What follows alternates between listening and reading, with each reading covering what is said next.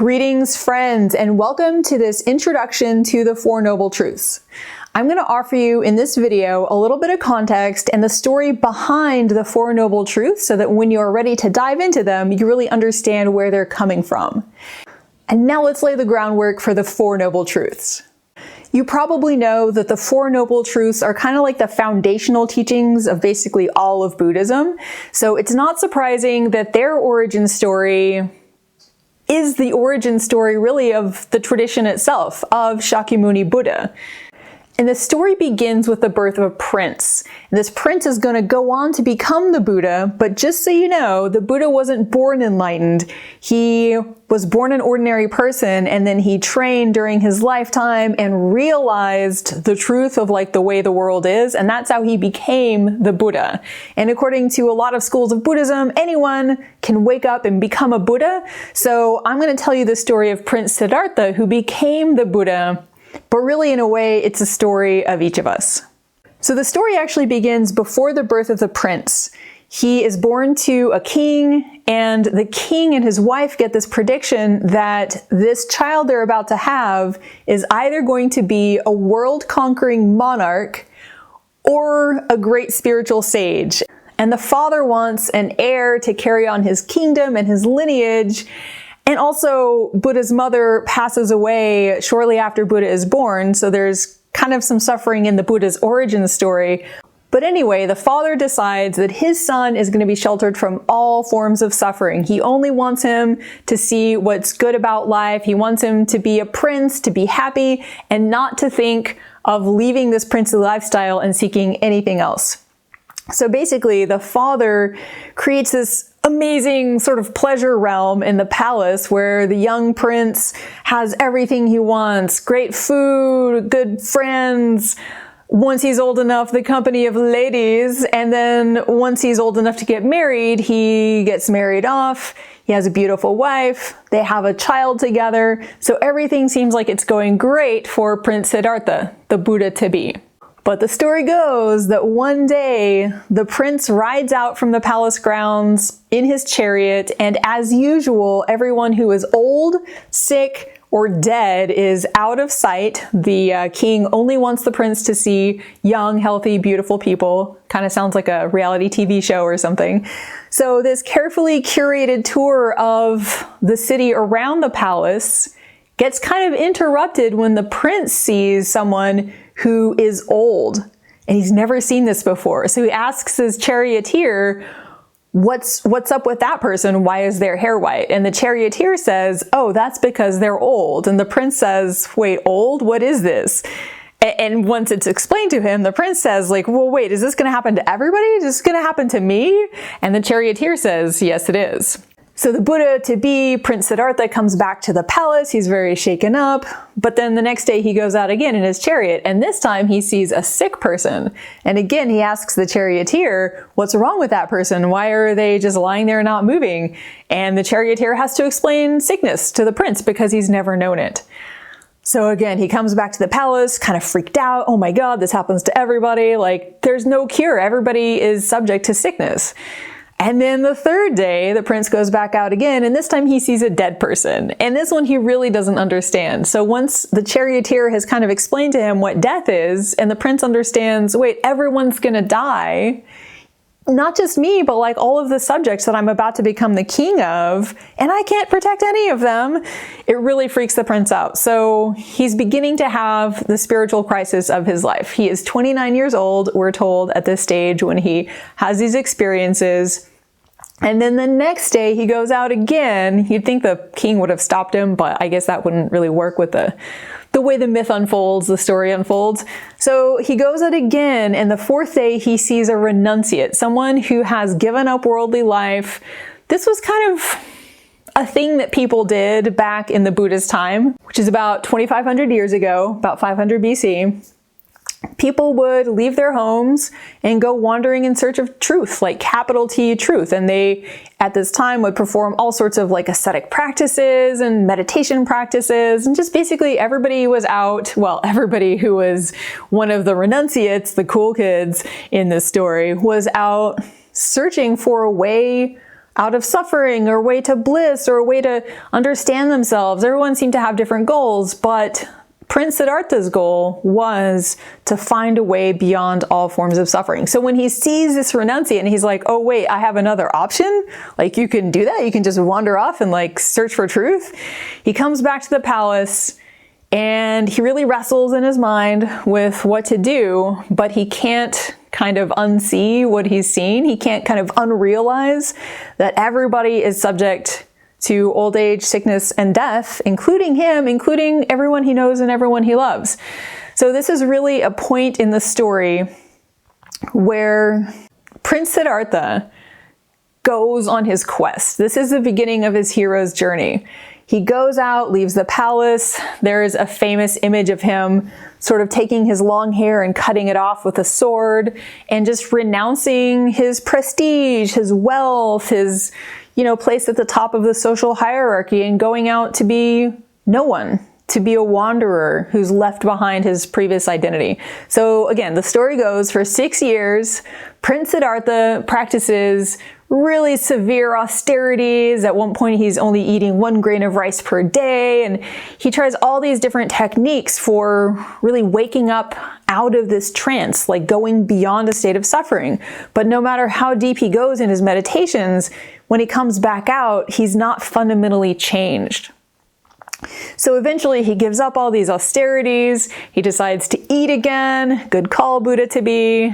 And famously, he finds this tree, which is now known as a Bodhi tree, and Bodhi means awakening, so it's the tree under which the Buddha awakened. He goes under this tree, he sits down, and he makes this like vow to himself, and he says, I am not leaving this spot until I have figured out how to go beyond suffering, until I've woken up to the nature of reality. So the Buddha sits down, and again, the story goes, over the course of this night, that after the Buddha has made this, Buddha to be, Prince Siddhartha, has made this vow, he's sitting, and there's all these challenges. It's a really great story, but for our purposes today, the important part is he begins to understand the way things are. So over the course of the night, he sees beings being born and dying. He just sees the workings of reality. He sees how karma works. He sees how people's actions that they think are going to bring them happiness bring them suffering instead. And by the end of the night, he has woken up. And this is like the moment that Buddhism looks to as like the template for what each of us is capable of really cutting all the way through ignorance, waking up to reality, going completely beyond suffering. So in the morning, Prince Siddhartha has become the Buddha, and the story goes again, he just sits there under that tree for an additional 7 weeks, I think, just like blown away by what he's realized. And at first he doesn't even plan to teach because he's like, how can I even explain this to anyone? Like, no one's going to understand. No one even cares. No one wants to know. I'm just going to, live out my life free from all suffering. But the gods appear to him and they ask him to teach. And so the first teaching that the Buddha gives after his awakening is the Four Noble Truths. So this is why the Four Noble Truths are so important in Buddhism, or maybe to put it another way, because these Four Noble Truths are so important to Buddhism, they play a really key role in the story of the Buddha's life. They're the beginning of his teaching career, sort of the second stage of his life. So according to this story, the Four Noble Truths are the teaching that the Buddha gives to 5 of his former companions. They see him after he's had this experience, and in the beginning, they don't really want to have anything to do with him because he quit the practices that they were doing together. So they're a little bit wanting to shun him, but then they get curious because he's so transformed, he's so radiant looking, and so he offers them this teaching. And this is the first time in the Buddhist tradition that the wheel of Dharma has been turned. You might see this wheel symbol. I'll make another video to explain what that is. But if you see this wheel, it has 8 8 spokes in it. And the idea is that he turns the wheel, he puts it in motion. So there's a wheel of suffering, but he's put in motion the wheel that leads to freedom. So it's like this big, important moment in the history of Buddhism. It's kind of the foundation of Buddhism. And these 4 noble truths are what the Buddha teaches. And I think it's actually helpful to know this story because the 4 noble truths really revolve around the suffering that we experience as humans and how to end it. And a lot of times people focus on the suffering part and they don't necessarily focus on the how to end it part. So what I want to make clear is really that these 4 noble truths, even though they're all about suffering, are focused on the path out of suffering. So the 4 noble truths are, first of all, the truth of dukkha, of unsatisfactoriness.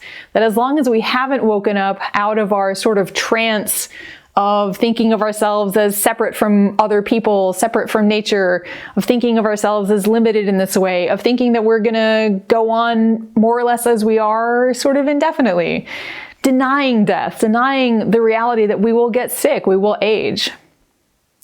So until we wake up out of that and we stop expecting things that are never going to happen, we're obviously going to have some kind of mismatch between what we want and what happens in our lives. So that's dukkha. It can mean anything from like really severe suffering of like losing a loved one or being in a terrible accident, all the way to just like this kind of subtle sense that life could be better.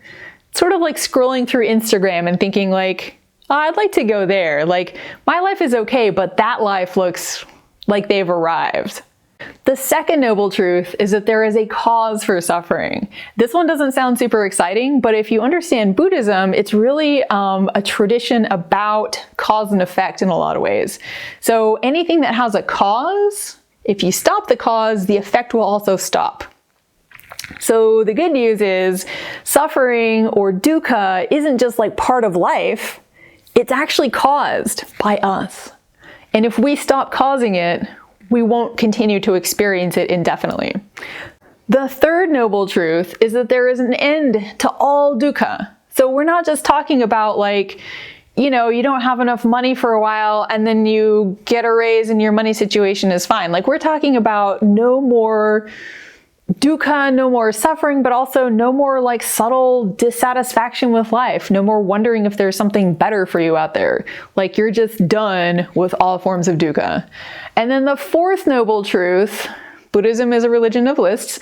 The fourth noble truth is the Noble Eightfold Path. It's like the path to get from unawakened life to awakened life. So that is what I wanted to present, just a little bit of context, a little bit of the story behind the Four Noble Truths so that you understand the focus on suffering, but also that it's a focus really on going beyond suffering, and then just that very brief recap of what the Four Noble Truths are. So again, if you want a deeper dive on the Four Noble Truths, check out the info with this episode or this video, and you will find a link to a free mini course.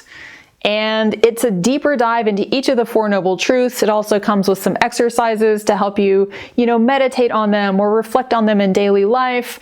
It's really... So that's also really good news, because if it were just the case that like you could stop all dukkha altogether, that wouldn't necessarily do most of us a lot of good, because like, how do you do that? How do you go from a 21st century life where it's busy, there's always stuff going on, a lot of us are addicted to phones, and in the middle of this pandemic, all sorts of other things that are probably not the best thing for our mental or physical health. Like there's just so much to suck us in to this idea that we're gonna finally get what we want and it's gonna make us happy forever, and that's what keeps us stuck. So this Noble Eightfold Path basically gives us like a map for how to get from here to where we want to be, which is free, which is also here, but we don't realize it yet. Thank you for watching or listening. I appreciate your joining me. I hope that this whets your appetite to learn more about the Four Noble Truths, and I hope that you will continue on with the rest of these videos or podcast episodes, however you're consuming this. There will be one on each of the Four Noble Truths. So I will see you, I hope, in that course and in the subsequent lessons. and may you be free from suffering.